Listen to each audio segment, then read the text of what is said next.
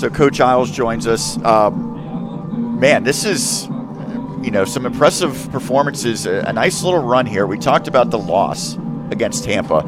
The team has been incredible since then. So why is Seton Hill playing at such a high rate right now?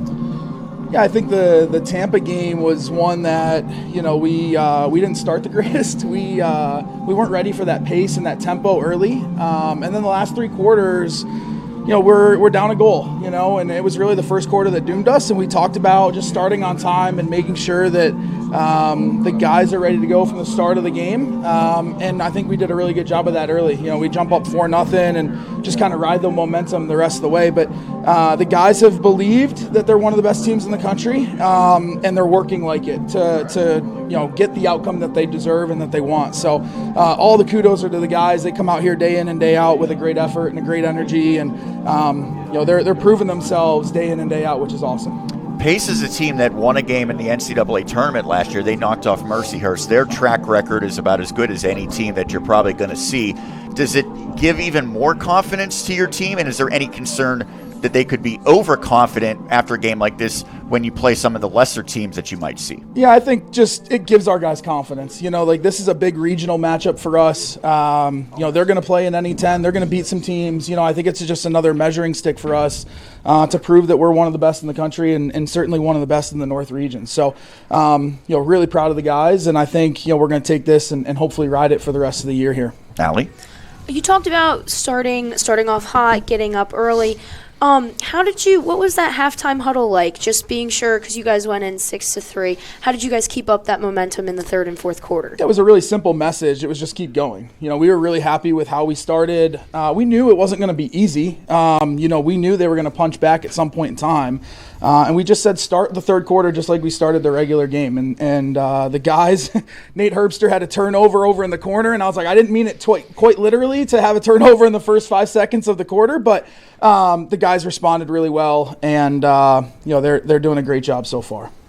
Coach, you talk about how these guys support each other, what the culture is like and what they're like as teammates. You mentioned when things don't always go according to plan. What are they like, as teammates? They are truly brothers and family, honestly. And when you and I played, the culture was a lot different. The guys here expect to come in and win every game that they play. So I think for them, it's just supporting and not getting down on each other, being positive. And we've done a really good job of that so far.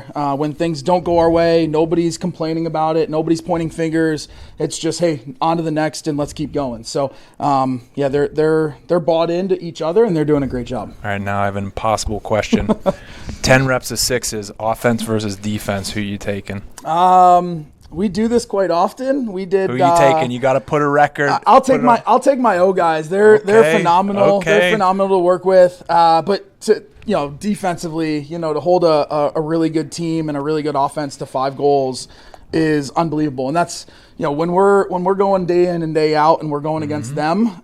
Game days is sometimes pretty easy because they're so good. So 5 behind the D is awesome. So it's a battle every day, and that's part of why we're in the position that we are. Chris, most important question. Do you remember the 2012 matchup against Pace? I do. Do you know who had no recollection of that? No, I do. That would be we Kevin won Welty. 15-5, I believe it Yes, was, and I believe we played at Chestnut Hill. News to me. Yeah, so they actually put out that it was the first time we were playing them. That's what I said. That's the locker room material we were looking for. We've actually played them a couple times. It's been a long time since we've played them, and obviously they're a different program now than they were back then. But we've played them a couple of times prior. Well, another victory today, almost the exact same score, by the way, 15-5 in 2012, and 13 years later, 16-5. Go enjoy this one. Awesome. Thanks, guys. Appreciate it. That is Chris Illse, the assistant coach for the Griffins.